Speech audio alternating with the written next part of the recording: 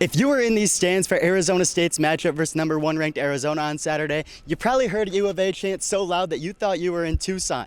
It is pouring, we are soaked, it's a fun one. There might be a monsoon tonight, that's something to look out for. And Keenan, another thing to look out for is this TCU offense, especially their quarterback, Josh Hoover. After a vicious back and forth battle between Arizona State and Baylor Saturday night, ASU kicker Jesus Gomez put the game on ice, delivering a 43-yard field goal right through these uprights as time expired.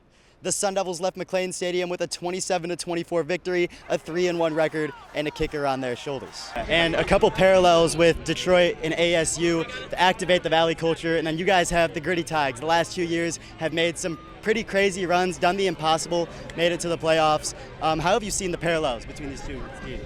Yeah, I mean, just the way we kept battling and we set a standard, try to win every single day. I feel like it's pretty similar to what they are preaching here at ASU right now. And yeah, I had some experience my freshman year. We didn't have a great team. We had the right pieces. We were solid, but we didn't have a good record.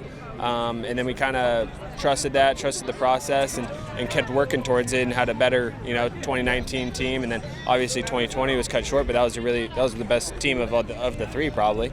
And I see a lot of similar things at ASU that I learned from, or in Detroit that I learned from here. Is like we didn't have a good first 2 years, but we trust ourselves. We set a standard, to live up to every single day. And yeah, I mean, I feel like we turned things around there as well. So now, while Sam Levitt's kicking it in Baton Rouge with Lane Kiffin, some Sun Devil fans who carry some feelings of betrayal have taken to beating, burning, even barbecuing the number 10 jersey they once adorned. But fans may want to pump the brakes because Levitt's absence may have done some good for the program. Arizona State football is banged up right now, like really banged up. Offensive lineman Ben Coleman and linebacker Cyrus Fiaseu have both been ruled out for the season with injury. Kenny Dillingham stood firm on his method to prepare for ASU's matchup against Mississippi State this Saturday. Cowbells, baby. The echoing sound of cowbells roared throughout the Verd-Dickey Dome through Tuesday's practice from both the speakers and from Sun Devil staff. But this is what he does every year. These late in the season heroics, he seems like his job is on the line, and then he goes and wins a big game like this. Yeah, it's been a lackluster few years since the pandemic, but Hurley said in an article with The Athletic that he still feels like he's in his prime. He still feels he has another 10 years at least coaching, and then after the upset against Texas Tech, said he could go toe-to-toe with just about any coach in the country, so no matter what, he's still fighting for a job. Now, there are a lot of fresh new faces coming into Tempe, a lot of overturn, and a lot of gaps to fill. This team is going to have some different stars and potentially a new identity. But Kenny Dillingham recognized that he couldn't put all his eggs in one basket, not with ASU's limited budget. Arizona State safety Miles Ghost Rouser has been a standout for the Sun Devils in his 2 seasons in Tempe. Many of Rouser's athletic successes, though, have been gained through loss. Rouser lost his father, Walter, to breast cancer when he was 5 years old. I really didn't realize that I wasn't going to see my dad the rest of my life, but that's kind of how I felt, just anything, knowing now that I won't really see him no more. His mother, Autumn, found sports to be a way to help channel Miles' grief into something positive. I think he was looking for an outlet. I saw how well he did when he was around the other players and the team and the coaches and the camaraderie that it brought. And he seemed at peace. Without his father in his life, Miles looked for a male role model and eventually found it in his stepbrother, Andre Selden Jr. After the years passed, right around middle school, I met Andre Selden Sr., and as we became a family, he gained a big brother, which was something he always wanted that I told him he couldn't have. It was like the big brother I always wanted, for real. Like, just having him as a role model and as a big brother, it was just, he set the standard for me and who I am as a person today. As Miles and Andre's bond as brothers developed, football was always at the root of it. From playing high school ball together at Belleville High School in Michigan to eventually ending up back on the same field at New Mexico State, the brothers had undeniable chemistry. How does it get better than playing with your brother? It really don't. It really don't. You kind of know exactly what he gonna do, what he thinking in the game. Miles actually transferred from Campbell to play with him at New Mexico State. That was a driving factor. His brother was there, he wanted to play with him again. Them two playing together on the same field was like a 1-2 punch. After their year together at New Mexico State in 2023, Miles and Andre went their separate ways, with Miles going to Arizona State and Andre committing to TCU. Andre transferred from TCU to Utah State. The first week that he got there, there was a tragic accident involving swimming, and he drowned, and that was last year in July.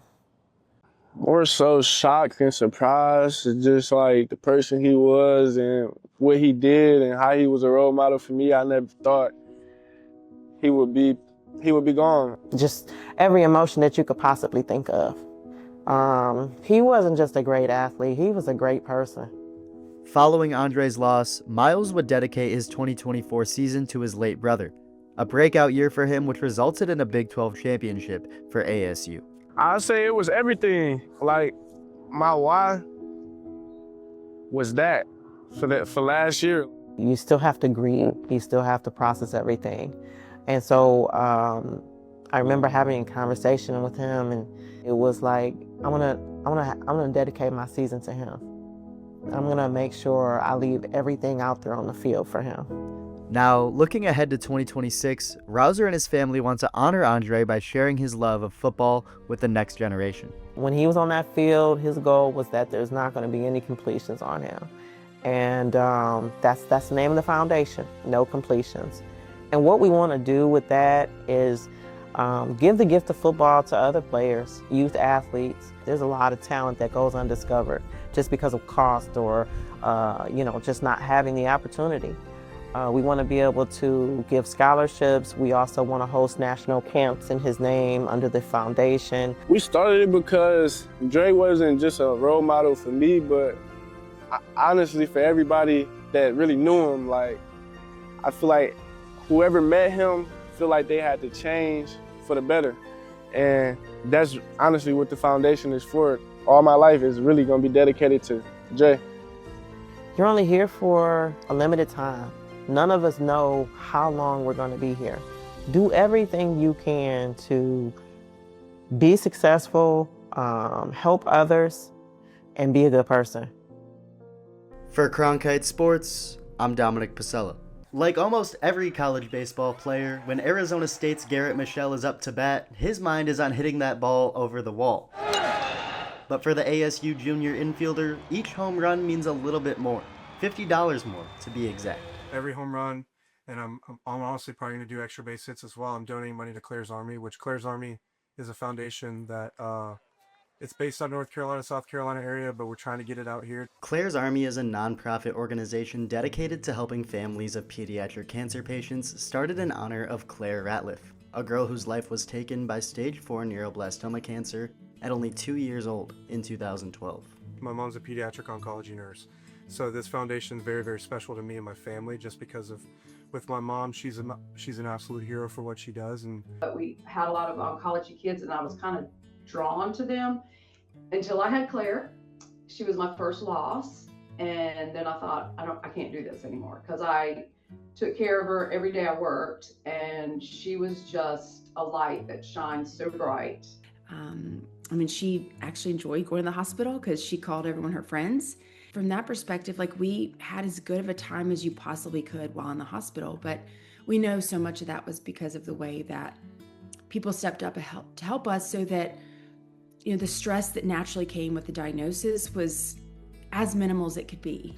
That's really where, the beginning of this Army came to be, is that this group of people who wanted to help.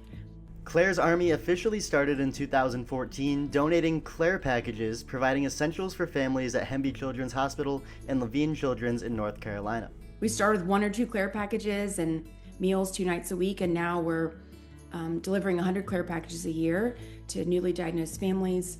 After Claire's passing, the bond between the Ratliff and Michel families has only grown. Garrett was only 7 years old at the time of Claire's passing, but has still decided to honor her all these years later. I don't remember a ton, but I do remember just the impact that I had on my mom. I remember my dad will shoot me a text, coming home from school, and it's like, hey, mom, mom lost somebody today. It's like, show her some extra love. And he didn't know Claire, as well as Donna did, and he and I hadn't spent a lot of time together, but clearly Claire being in treatment so many years ago and hearing about it and hearing his mom, with what she does for work has, it made an impression on him. He said, I really want to do something to give back, but to feed off of baseball, kind of. And he said, what do you think if I do Claire's Army? And I was like, it just made it touch my heart, because I was like, what that means. I mean, I would rather someone tell me that I have a kind child than Garrett make it to the World Series, because to me, kindness, everybody can do it. Garrett's Hits for Hope initiative raised over $10,000 for Claire's Army last season when he was at Virginia Tech, and has made him fall more in love with the game that he grew up playing. I think looking at the bigger picture and realizing like some of those kids would love to be in the position that we're in, and that kind of frees me up. Like every Saturday we have somebody from the Children's Hospital come on the field and like hang out with us, and that like unbelievably makes me feel like freed up and just like realize that it's just a game. When I'm able to hit a home run and help the team, I'm also helping a huge cause, and just whoever that ends up blessing the family and just helping them ease the burden for what they're going through. While it has been 14 years since Claire's passing, her legacy and light that she provided have shown stronger than ever through Claire's Army and the memories shared between Donna and Emily. We will forever be connected. That you just have some patience and I think with her being my first loss, that's kind of how we became so close. And then when they started this organization, we've just kind of bred it and fed it as much as we can around the area. Donna's not afraid to say her name and talk about her, and she sees firsthand the difference that Claire's Army makes. She's using her energy to honor Claire, and I know that's what it's about, and that really means more than anything. I mean, probably even more than a dollar raised is just hearing how impactful Claire was to Donna and so many others, and just the light that she was, that, and it'll never go away even though Claire's not with us. And so that really means more than anything. If you're looking to support the cause, please visit clairesarmy.org for more information. Reporting for Devil's Digest, I'm Dominic Pasella.